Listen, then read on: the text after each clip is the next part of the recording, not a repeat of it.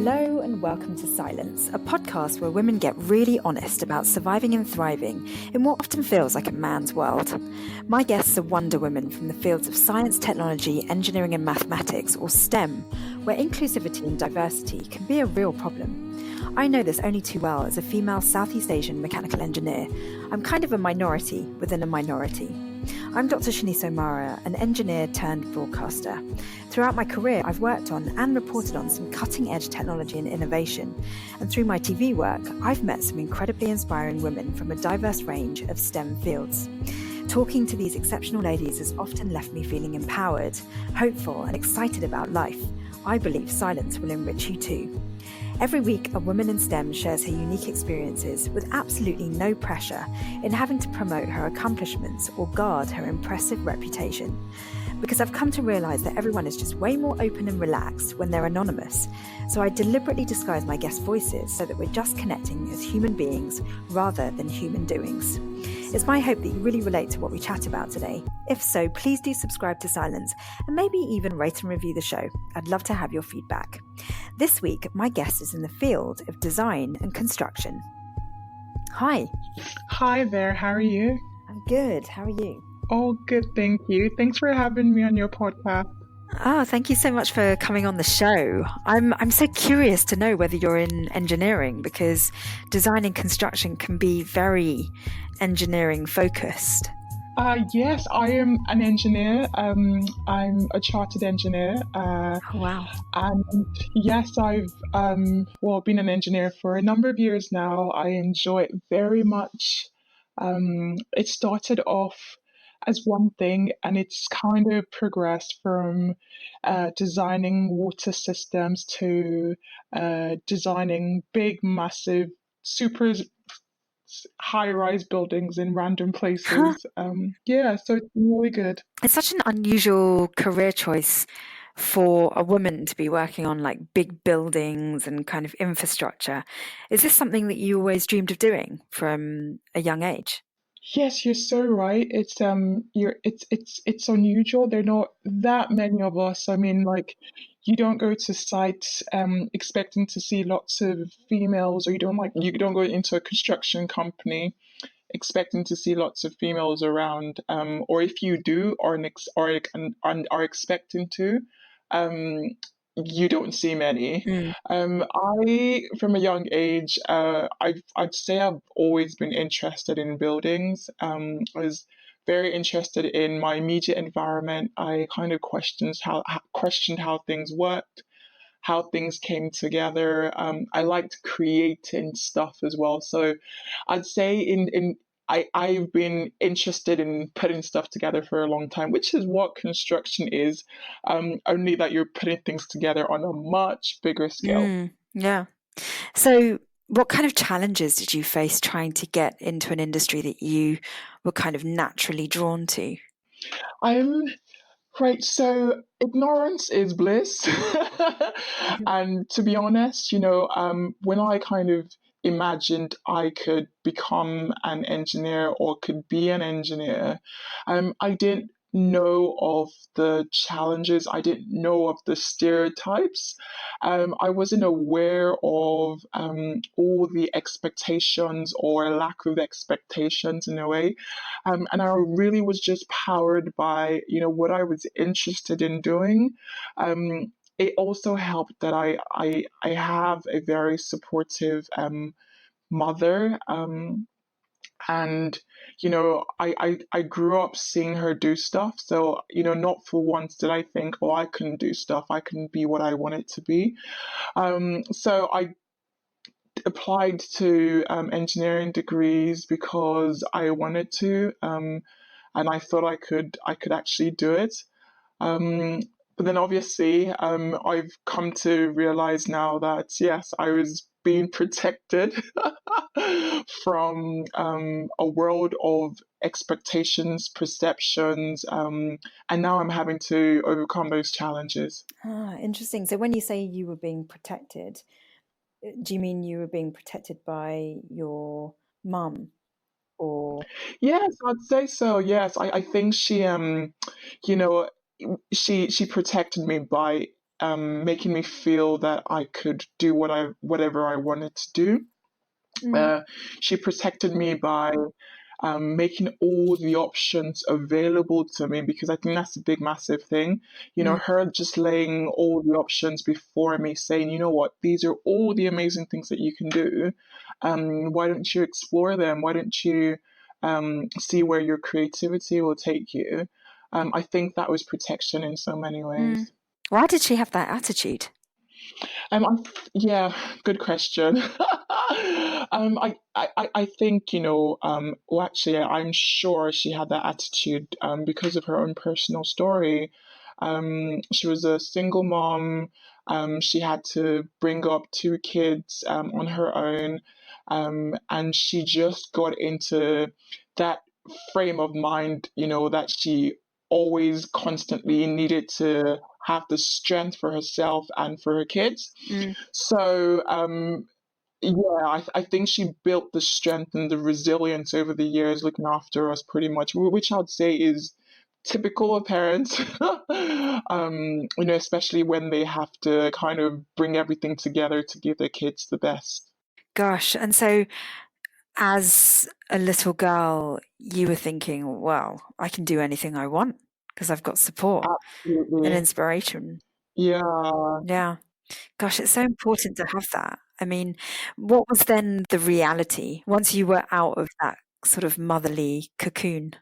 Well, so I went from that motherly cocoon to obviously, starting and finishing a degree in engineering, and even believing more in what was possible. I met great people at university. I did projects in lots of different countries, and really I was even more pumped up about what was possible leaving university than I was going into university. Did you not face discrimination as like one of the few females whilst you were studying? Yeah, for some reason, thinking back, I was very, very blind to it. And Wow. it probably was there, but I was extremely blind to it because I was just, I guess, in a way, so grateful to be surrounded by the really good people that I was surrounded by. And I was so grateful to be in a place where I could be inspired by the amazing people I was inspired by. So that completely shielded me from the discrimination. Definitely at the point, that I was, during my university years, definitely. I was in that world of, oh my gosh, this is possible. I was meeting people from pretty much everywhere. I was learning about different cultures. I was, traveling to other countries as part of my degree. And so I was completely immersed in, oh my goodness, this engineering degree, oh my gosh, this is where it can take me. So yeah, so that was very exciting. And then I got my first job with a global design company. And again, it was, gosh, amazing possibility. In my first and second year, I was very lucky to have a mentor and a boss who, was pretty much all about creativity. So the first and second year, when I was kind of trying to, you know, decide and define my area of engineering, again, I was in a process of, wow, you know what, this is what I can do. This is what I need to learn to get to where I need to get to. Um, and then after like the second year, after coming out of the graduate scheme, when I started to become a bit more, what's the word I'm looking for? A bit more experienced, right? When I started to interact with, potential clients, suppliers, partners, then I started to kind of come up against, well, some of the realities. Yeah. Yeah. And what were those realities? Well, those realities were, oh, you're a young female engineer. Um, Yeah. What kind of you engineer, don't by look the way? like you've got the experience. So it was environmental design, so water, and then kind of, grew into technical management of building services. Right. Yeah, so it started to become, oh, I need to prove myself to, you know, this person and that person and that person. Yeah. I need to be able to talk, the way people talk, to be listened to. I need to, you know, come across as firm as maybe, and sometimes maybe as shouty as the industry expects me to. Interesting. Yeah. Yeah, so those were the realities, and it was a bit of a shock to the system, to be honest, because for so long I'd been shielded, guarded. Wow. How did you feel during that time? Like, did you feel pumped, or did you feel like slightly, I don't know, wobbly in your own skin? I definitely felt wobbly,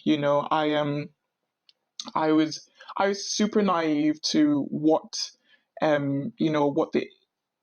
is typical of the industry, and I say what is typical because, but I actually feel like, um, of course things are changing, but obviously not at the rate at which would like things to change. But yes, I was very, very naive. So I was very wobbly. I was like, oh, what is happening? Why is this happening? And I started to kind of second guess myself a lot. I wasn't Mm. as, forthcoming with my ideas because I kind of felt they didn't have a place around the table. Mm. I started to withdraw from, conversations that I usually would be all chatty and all, oh yes, this is a great idea. How about we look at this? How about we, challenge this? How about we think about this and all? Yeah, Mm. so I was wobbly, definitely very wobbly. Yeah. And how soon after graduation was this? This was 2 years, yeah, my second year after graduation, between my second and my third year, yeah. So interesting because, normally after graduation, we're all wobbly because we lack Mm. the experience and, but it sounds like the more experience you got in industry, the less confident you were becoming.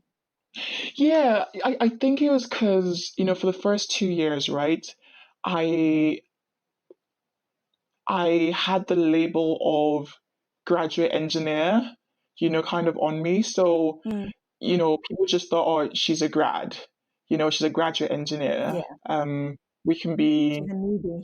yes, we can be easy on her. We don't expect too much from her. Um, she still has a lot to learn. And then that, the end of the graduate scheme, when I wasn't a graduate engineer anymore and kind of came into myself as an engineer, Mm. people were like, oh gosh, she's got a voice. She's an engineer. But I'm not sure if, We should listen. she has the skill or has the knowledge. Yeah, there wasn't that, oh, she's a graduate engineer kind of feeling or approach or treatment towards me. Mm. So how did you get through it? Or are you still trying to get through it? Um, well, I guess one thing I had to do was decide what type of engineer I wanted to be. And I had to decide what type of person I wanted to, end up as, because I feel like I did a bit of a scan of the people around me, especially the female engineers, more senior female engineers around me. And I saw two types of female engineers, and um, the there was one type of female engineer who's angry and shouty, and obviously, had fought sort of um, proving themselves year on year, and was pretty much Yeah, tired. they've been hardened. Yes, and hardened, Yeah. exactly. And there was, the other type of female engineer who was just themselves. They just rode with the waves, and they did themselves. There weren't too many of those types of engineers. But at that point, I needed to decide what type of engineer I wanted to be. And I decided to be the engineer that kind of was true to herself, irrespective of what was thrown at her and irrespective of, the space she was in. And you know what, to be honest, that was probably the best decision I could have ever made, like for myself, for my career. Because And also the most courageous. yes, I guess it was. But I guess at that point it was a question of, protecting my engineering dreams and surviving in the engineering industry. I accepted to be different. I accepted Wow. um, Well done. to kind of feel my own ambitions in a very different way, despite the consequences. And there were consequences, there were big, massive consequences. But you know what? I look back and I have zero regrets. What were the consequences then? Well, the consequences were, um, you know, not very nice comments. Oh, there she goes doing her own thing. Oh, why does she get to be involved, in events that she's getting involved with and we don't? Things like, does she actually do any work? um, I Comments mean, like, were any of these comments true? oh, no, of course not. Well, maybe some of them were, me going up to do whatever I wanted to do. Yes, of course, that was true. What were you doing? Were you slacking? Or were you? No, I was being an engineer in a non-typical way. I was engaging with society. I was engaging with community. I was going into schools and talking about the amazing stuff that I was doing. I was Good for you. challenging the ways that people presented engineering concepts. I was speaking to politicians and engaging with politicians and with, people in television. I know, developing stuff that was not just within the remits of, what the company I was working with were offering. I was working with people in different countries, coming up with solutions in different Gosh, countries, working with NGOs. Yeah. I feel like at this point I want to say thank you, No. because it sounds like you were trying to really break convention and reset the stereotypes. Absolutely. For myself, you know what? I'll be honest. It was a selfish start, but then the more I engaged with people like myself, the more I kind of figured it was something, I had to do for myself and other people in similar situations. Yeah, yeah. I mean, you are so brave to have done that. Like, what was fueling your courage and bravery to stand up for yourself? Um, well, survival, and that thing that just kept on, reminding me that come too far to get lost in um, what was regarded as typical. I just felt like I'd overcome so many, personal challenges as well, to then lose all of that.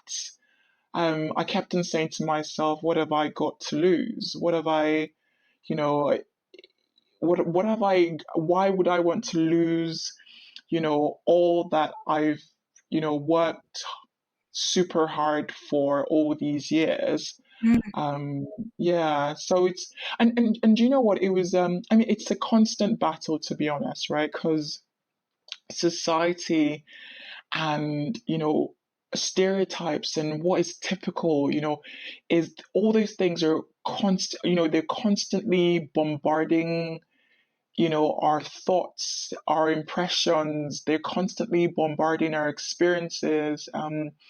They're constantly, trying to influence us to succumb to Mm. what might be an easier path, an easier route. Yeah, like stay in your box. Yes, exactly. Stay in your box. You know what to expect. In that box, you would avoid this. You would get some security. Mm. But now I know all of that is BS. Yeah. I mean, what is bullshit about it? Because, you know, a lot of people subscribe to that kind of thinking.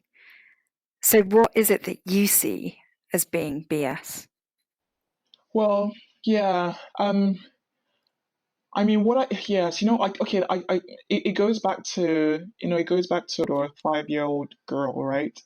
Who Mm. feels that she can be more than one thing. Yeah. She's an engineer today, she's going into space tomorrow, she's a fashion designer the day after.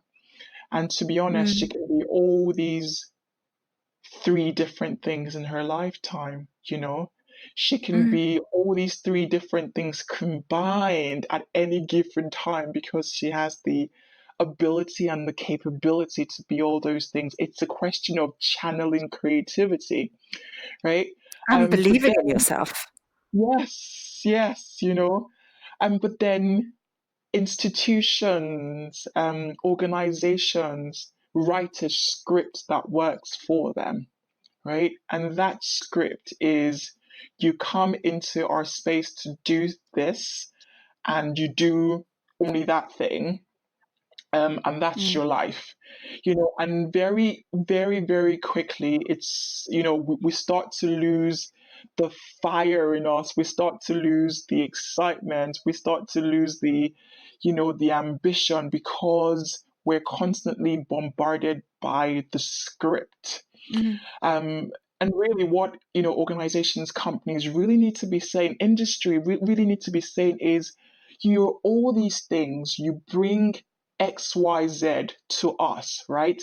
Bring XYZ to us, but we would love to see ABC as well. And then you get ABC right through to XYZ, and it helps organizations, anyways, right? But then a lot of people and a lot of organizations have written a script that works for them. And yes, the script works for them, but it is not, it doesn't completely, capture everything us as individuals are. And that's why I think it's BS. Mm. Gosh, I mean, it feels like what you were taught very early on stays with you.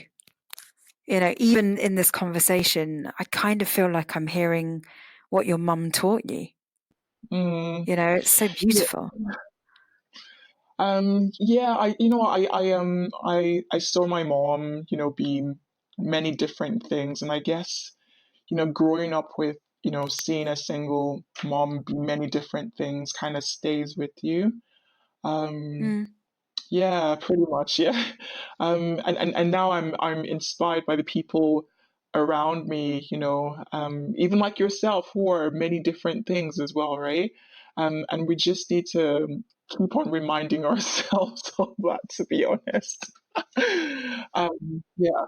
Yeah, I mean, you describe me as being many different things, and whether that's the case or not, I can definitely tell you that I've often felt more bad about being different than I felt being Mm, good for mm, being different.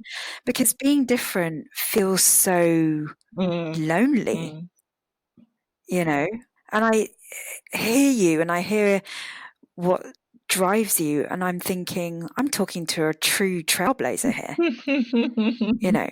So, did you ever have moments where you were thinking, you know what? I'm just going to give up and just be conventional? Oh, gosh. Um, oh, not really. That would be no, that nah, That would be like that would be death. death, yes. That would be death. Yeah. That would definitely be the end of me. Mm, Yeah, because I'm not even. That would be taking my soul away. That would be taking the reason I wake up every morning and get out of bed away, right? And yes, there are moments, right? To mm, be honest, there are moments where, and actually, if I think back to a conversation I had last week, and I came home, I was super tired, and I thought to myself, why do I do all these things that then make me super tired? But then I almost kind of answered my own question. And I was saying to somebody, I was saying, you know what, if um, I was that person that didn't do all these things and didn't get super tired, then you'd know it's not me, right. you know? Yeah, so I just feel, I feel like when it's the different things you do that kind of now fuel your soul, um, and give you life, you kind of get to a point where you rely on them to continue to Mm. have life. To keep you Yes, alive. yes, yes. Mm. So is that what's driving you then, following your heart? Yes, yes. Following my heart is driving me, and it's strengthening me as well because following your heart has its rewards, and it every so often reminds you that you're on the right track. And these reminders come in different forms.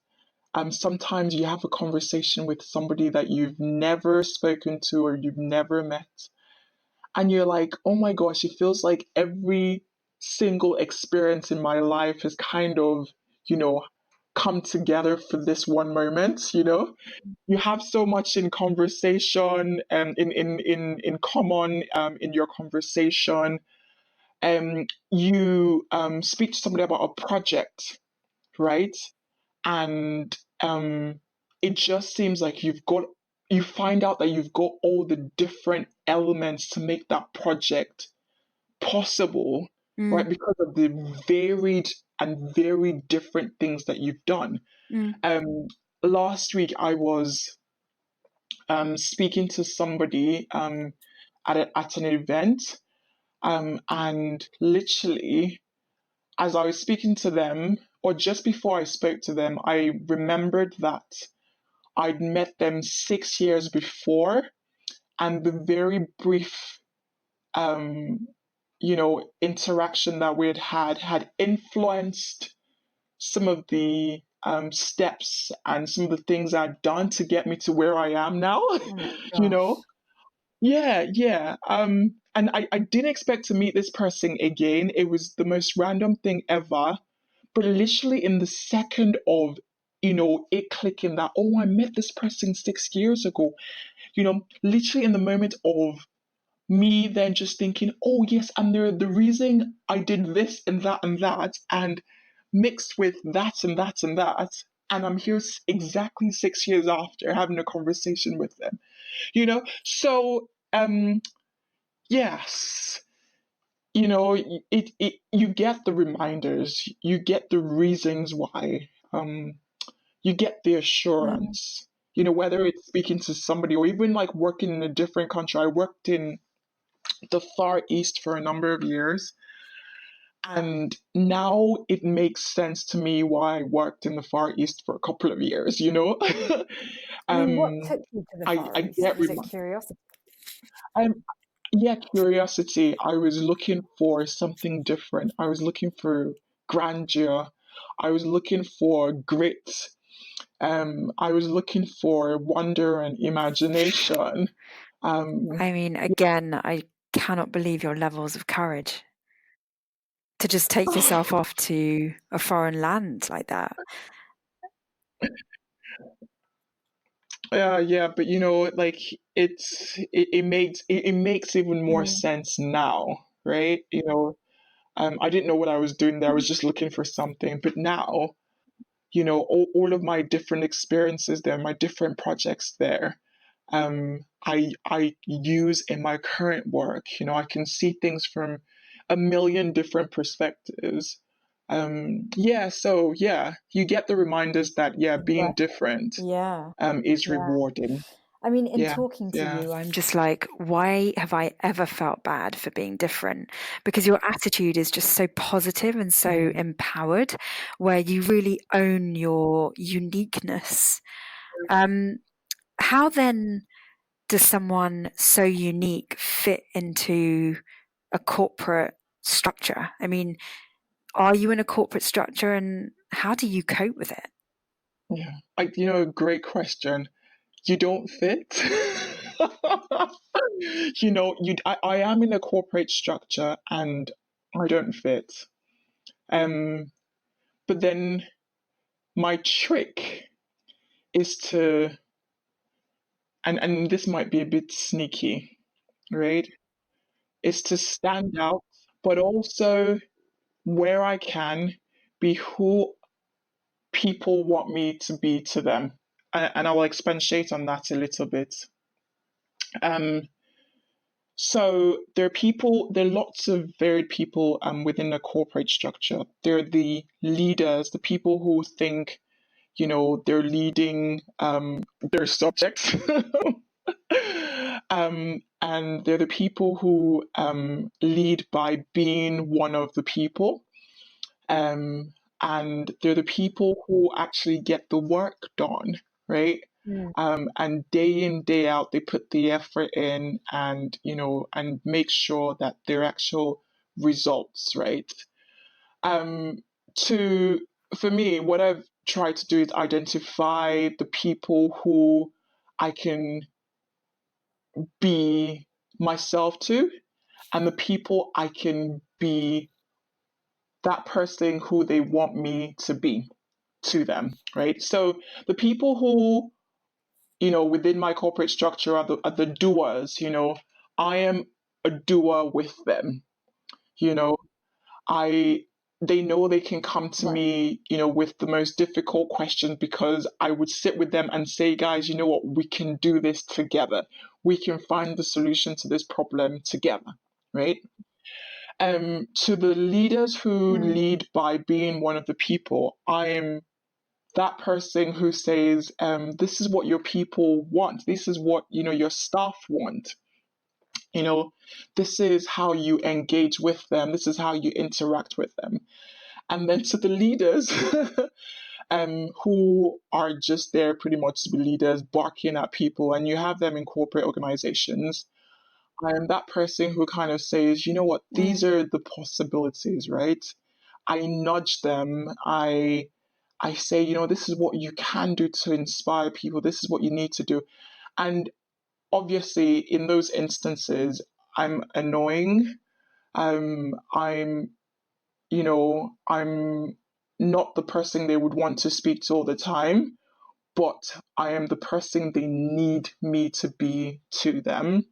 And I always just hope that something sticks. They listen, at, at some point, I know in their drives back home, they replay conversations and maybe pick, one or two things from, and ponder on one or two things from our conversation. Sorry, that was a bit long-winded, but yes, that was that's my sneaky game. Where did you learn all that? um, I don't know, the classroom of life, like, experiences teach you. You don't. I guess you don't learn it like you learn it by falling, by getting mean comments back, um, in your appraisals. You learn it by people talking behind your back. You learn it by being resilient and just growing that tough skin.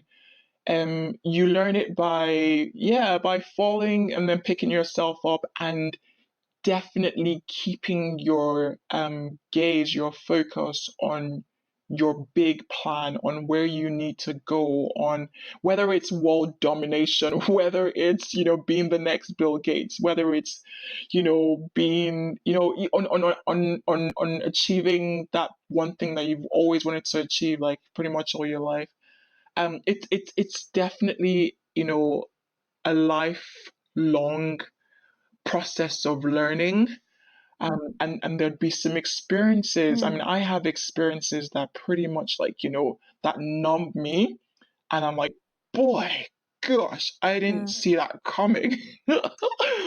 I'm like, whoa, that was a huge, oh my gosh, like that person pretty much like, shoved me under the bus, like that, like, but then you take it, right? And you kind of then go, okay, yeah, you're Yeah. like, okay, it's not the end of me. You then concentrate on and maybe console yourself in a way, with all the positives and all the things that you actually have to celebrate, and just then say, you know what, I'm not gonna let that have a destructive impact on me. Yeah, but it's hard, what, it's hard. It's you constantly being on the alert, and what, and sometimes yeah, that can get tiring. Yeah. But while I listen to you, I just think, wow, on a fundamental cellular level, you really believe in yourself, because no matter what people say and how harsh you've received treatment from others, you've never ever questioned your self-worth. Mm, And if there's one thing I would, conclude from sort of listening to you, it's that you just fundamentally believe that you are of value. mm. And I mean, I'm just guessing it's from your upbringing. Yeah, you're right. My dad passed on when I was really young. And um, you know, I don't think a lot of people kind of expected that my mom would, bring up two kids that would come to much. Certainly not the people we were kind of surrounded by. There were amazing people who kind of helped us, who protected us, who loved us. But then there were still kind of non-believers, right? So Mm. I grew up with a lot of faith. Um, I grew up with a lot of spirituality as well.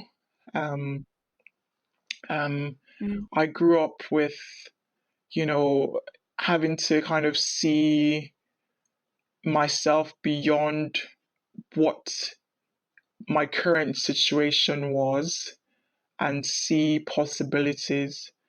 And I grew up dreaming a lot. So I would literally, transport myself into dreamland. Um, and it's the story for thousands and I'd say millions of people, right?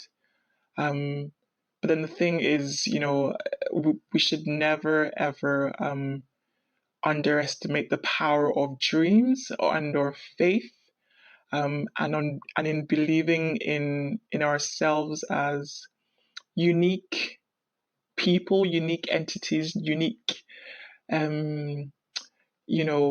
people that, a person that is able to bring something unique to our world, because we are, right?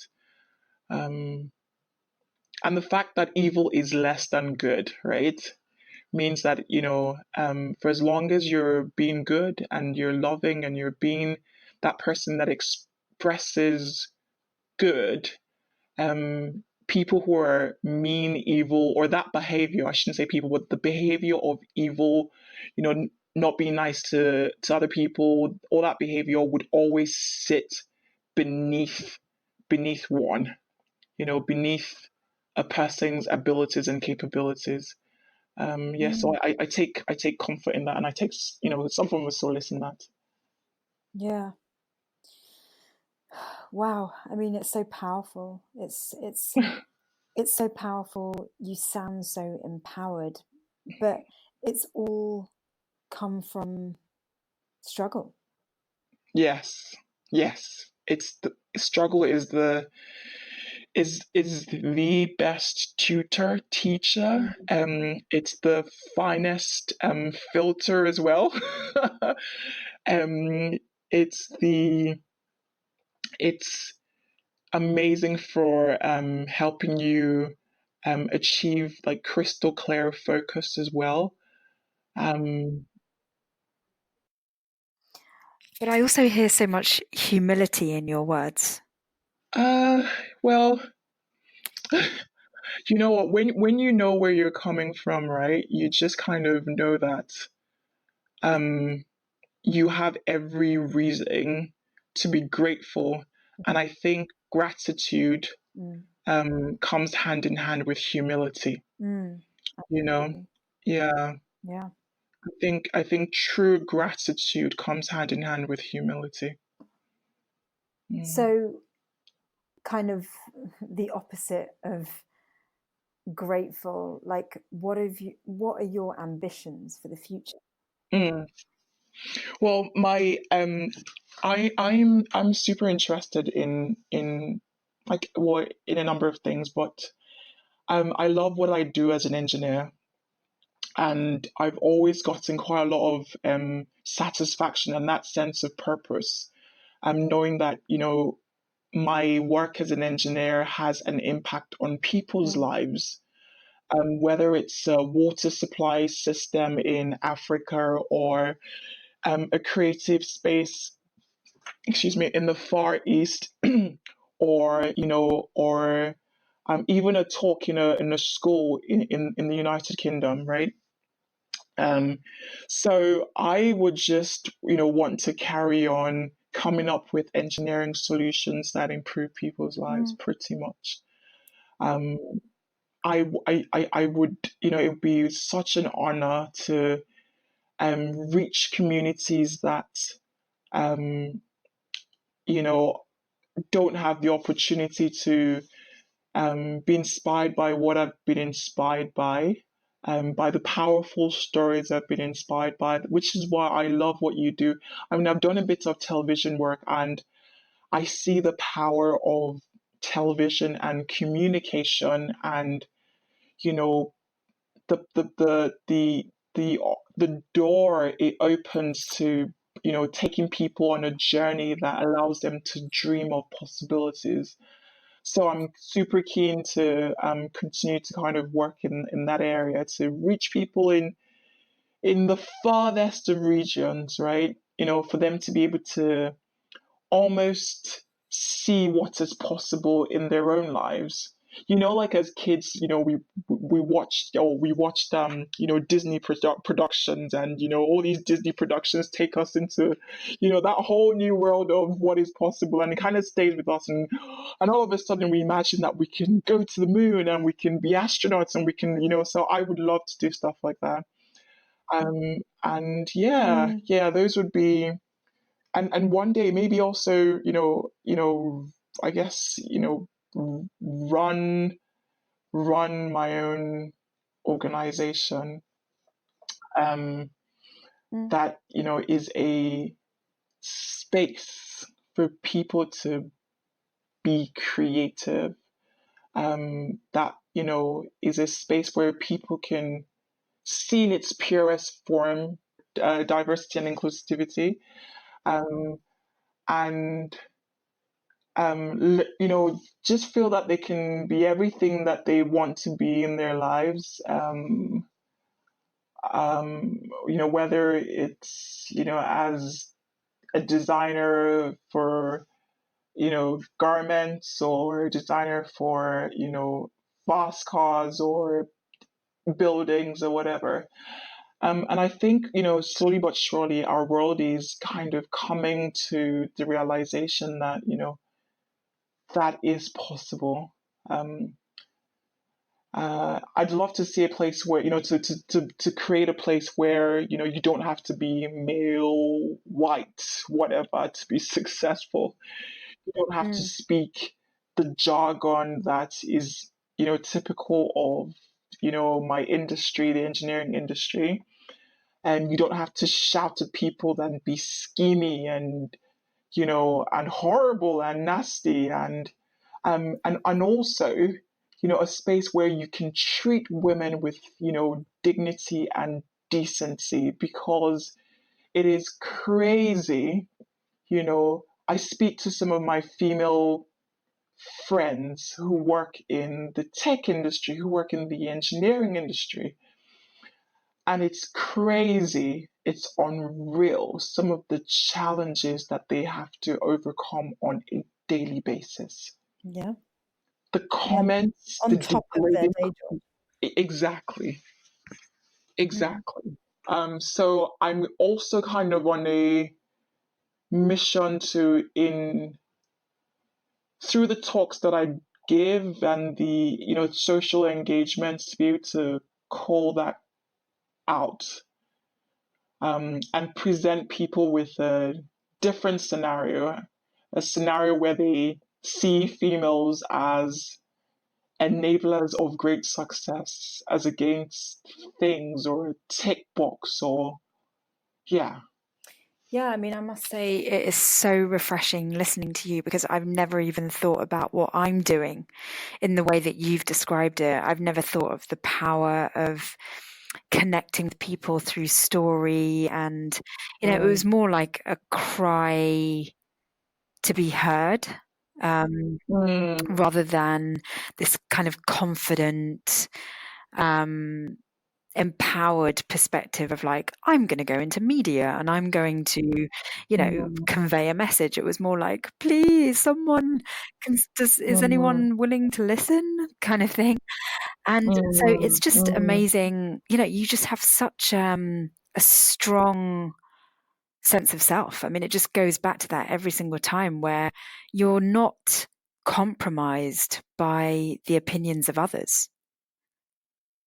And I just find it amazing that you have that attitude because it follows you around everywhere you go. And it means that you're always approaching everything in life from a very strong foundation.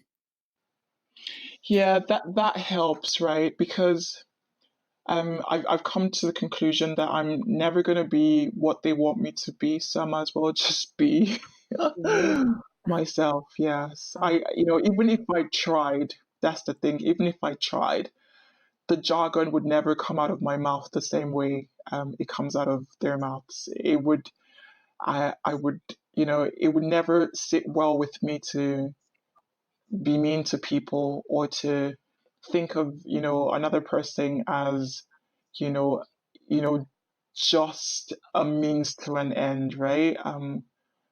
So I might as well just be, I might as well just be.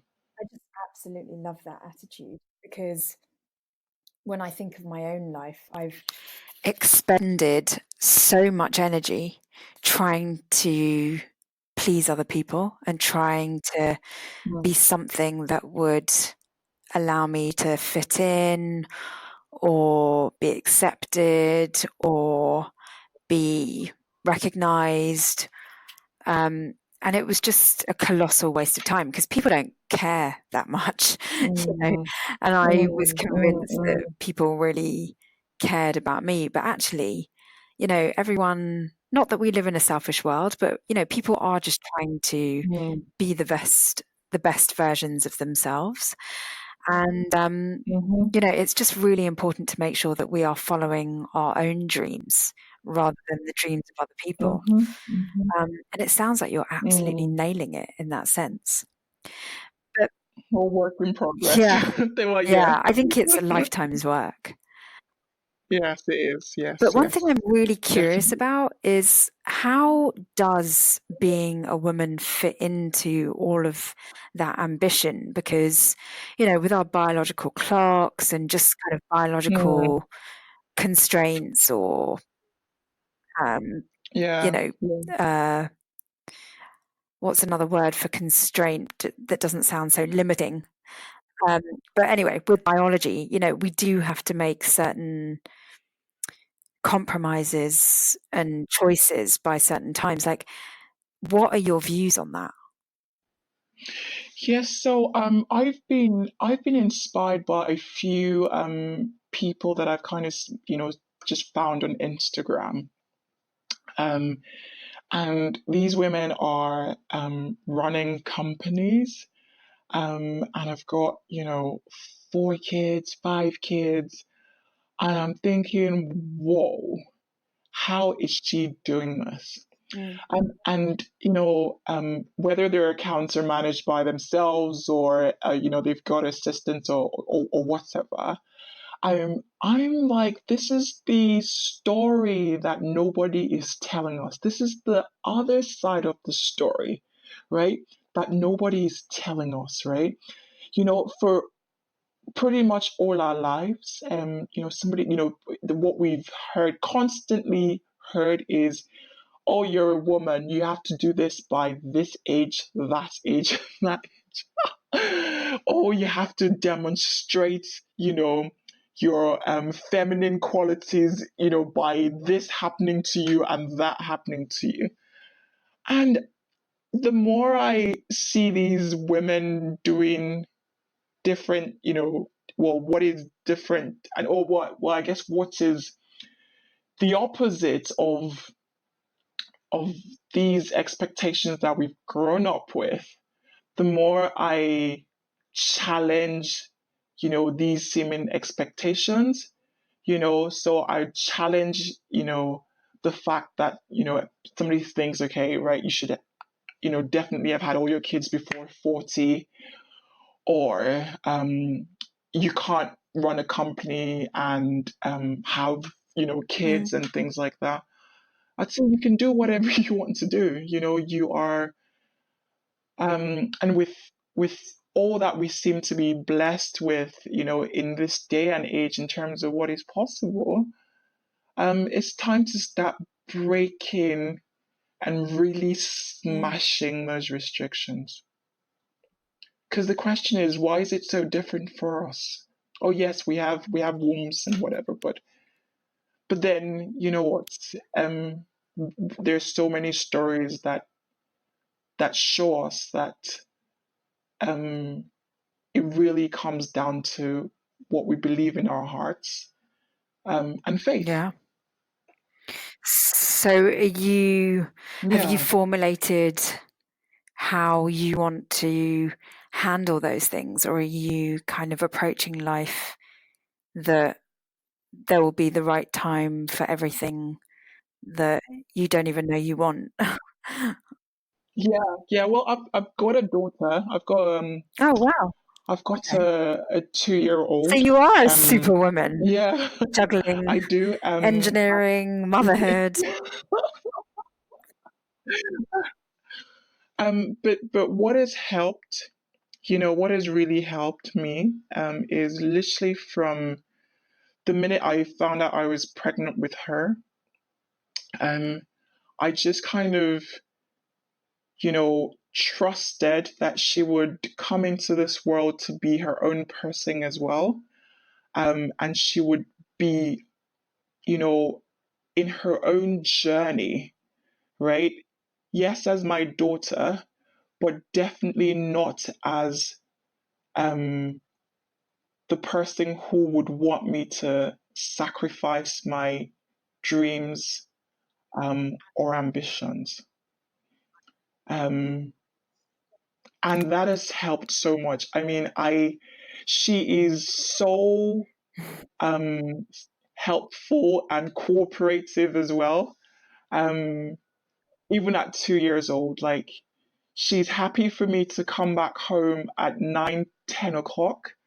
And there's some days she stays up for me. I literally open the door and she sees me, she sees I'm okay, and then she immediately falls asleep. you know? Um, and I see that, even in terms of her development, she is picking up on the stuff that I'm doing, and she's growing to be her own person. She's saying, "Oh, mommy, I want to go into space."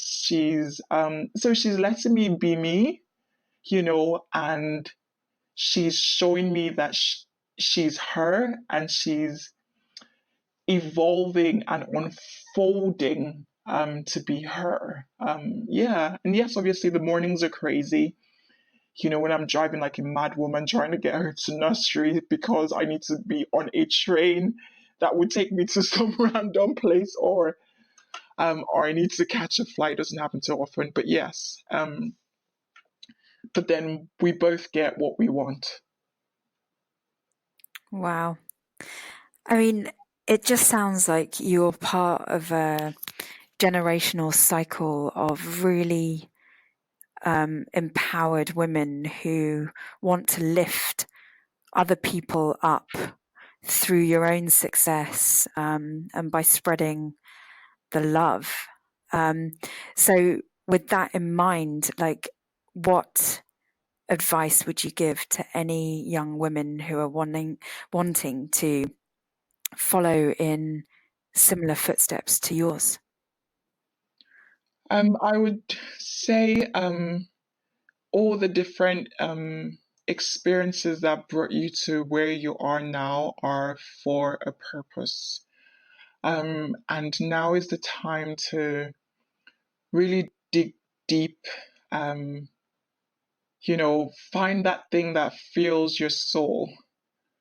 Go out, meet people, step out of the box. Your life is yours and it's yours to be lived. And all your different experiences are for a reason. They come together in that amazing, what would be that amazing picture of your life story. So go for it. Take on the challenges. Don't let the disappointments get to you. They're only disappointments. They would become a distant memory. Take on new challenges. Send that email that you want to send. Connect with that person that you think you can have an interesting conversation with. Put that business plan together and just dream it, act on it. It's all for some reason, for a big, massive reason, for something to unfold in your life. Do it. Just definitely do it. And where there seem to be barriers, where there seem to be, that constant, building of walls to lock you up, create a door and just walk out of it. There's no need. There's something brighter, better on the other side. There's you on the other side. And the most important person is you. And you need to be free to be you. Amazing words to end on. Thank you so much for joining me on Scilence. Thank you for having me. Thank you for having me. It's been a wonderful, amazing time chatting with you. It really has. Thank you. Oh, likewise. That's it from my STEM guest this week. I'm literally buzzing with inspiration. I mean, my guest has such a refreshing attitude towards life. I don't think anything could knock her. I mean, with that kind of strength and tenacity and emotional robustness, how could she not succeed in life? I just feel really privileged to have spoken to someone so inspiring today, so empowered. And thank you for listening this week. Don't forget to rate and review the show, and catch you next week on Scilence.